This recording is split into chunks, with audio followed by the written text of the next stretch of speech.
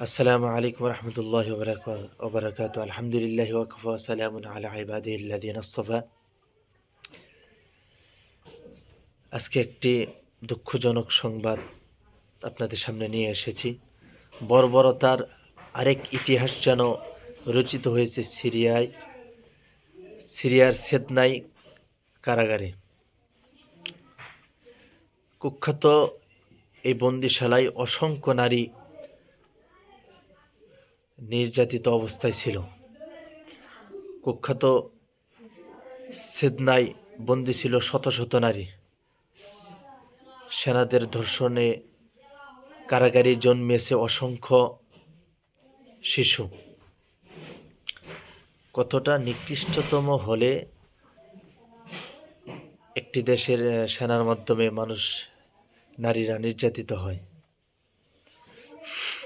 আর আল্লাহ রাব্বুল আলামিন বাশার আল আসাদের যে বিচার, সুনির্দিষ্ট বিচার আল্লাহ রাব্বুল আলামিন ইনশাল্লাহ দিয়ে দিয়েছেন। এক মহিলার সাক্ষাৎকারে মুজাহিদ বাহিনীর যেটা নিয়েছেন, যে মহিলা বলল যে 19 বছর বয়সে সেদনাই কারাগারে তাকে নেওয়া হয়। 32 বছর বয়সে মুজাহিদ বাহিনীরা প্রায় 30 বছর এখন বয়স তাদের চলতেছে, ওই মহিলার বয়স চলতেছে প্রায় 30-32।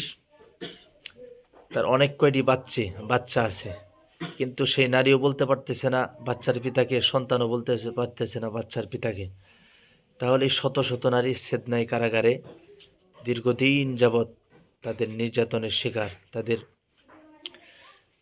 হাতে নির্যাতন, তাদের উপর নির্যাতনের স্টিম রোলার চলতেই আছে।